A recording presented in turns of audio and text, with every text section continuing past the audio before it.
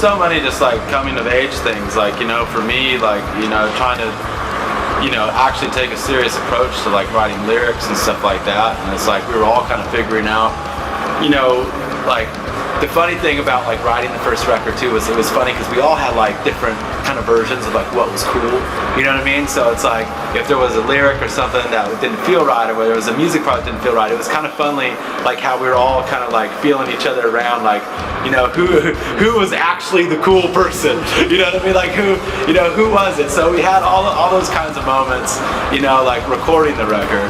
You know, and you know, especially lyrically, you know, for me, I had no confidence in anything I was doing at that point. You know, so there was, you know, I remember Tweety and I would do a ton of writing, you know, together, and it's first and second. You know, we would write a bunch of stuff out, and we would just write, and you know, get in the habit of just, you know, kind of spitting stuff out, and you know, and then touring. Fuck, man, I mean, every night something, you know, great was happening. There's a great story about I was doing a bunch of Xanax at one time on that Circle Jerks tour, and we played in Chicago, and we were playing, and I didn't know this because I was high, but I was about a second and a half behind everybody, like delay, you know, the entire set, and I had no idea like how messed up I was. And I got off, you know, we got off stage, and I was super pumped, like, fuck yeah, it was like the best show ever, you know, and I'm looking at these guys, and they're just like pissed. And I'm like, dude, like, what the fuck is up with this, you know? So then I come to, you know, find out that, you know, it wasn't the best show ever, that it was pretty much the worst show ever, and it was all my fault.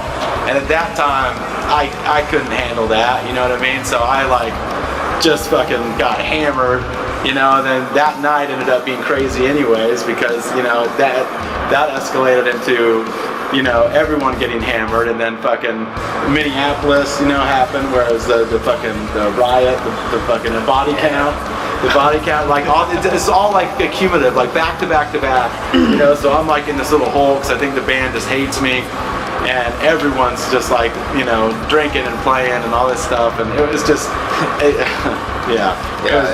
was coming off the tracks. It came off the tracks a lot.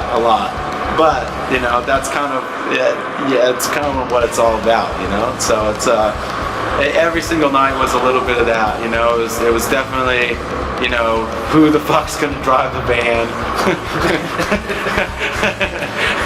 You know, that type of situation on a nightly basis, you know, just complete scumbags, you know? So, let's see, you know, trips to, our first time going to the East Coast, you know, like we thought we were gonna get our asses kicked because our band was the Bronx, we were from LA, and you know, East Coast has always been super cool to us, but there was just so many just things that we just were not ready for at all. I don't think I was ready for Florida at the end of August. Yeah, Florida was a real eye-opener as to what a crazy planet we have. Yeah. That was nuts, but that was also like, there was one time in Florida, we played this fucking warehouse party, and it was like 2,000 degrees. That's what I was talking about. Yeah, it was like 2,000 degrees, and then later that night, we were all, it's like everyone's like post-show, and everyone's like cruising around on scooters, and we went to this Hilton and had this crazy like lazy river pool, and all of a sudden you're like in this, you know, you're in this 2,000 degree Florida heat in this, you know, lazy river with all these random people just partying, and it's like, you know, like how the fuck did that happen? You know what I mean? Like, and yeah, there was stuff like that, you know, every night, you know, and that stuff, you know, there's so many relationships that we met, you know, and started back then that we still have today. There was one crazy dude, I think it was in Canada, I don't remember what city it was, but we went, this guy's like, hey, you know, because we used to have a sign. We used to have a sign on our merch fucking booth that said, what's up with your couch?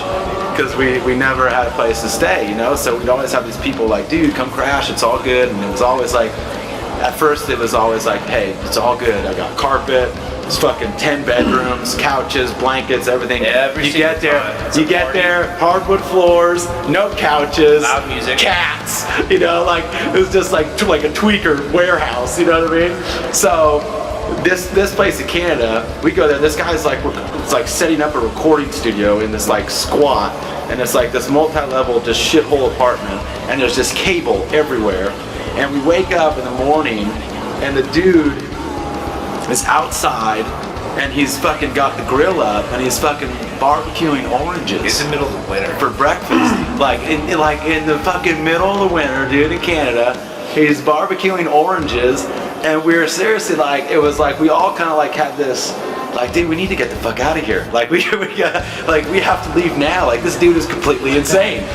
Yeah, it was. And then like, as you know, when you see that, that's the kind of thing that like your mind, everything starts making sense. You go through his house, and it's like, dude, this is the house of like a legit psychopath. Like we got to get out of here. So there was that. There was all kinds of shit, man. All kinds of shit. You know. I remember. I can tell a story. Break it down, and you don't wanna be hanging around.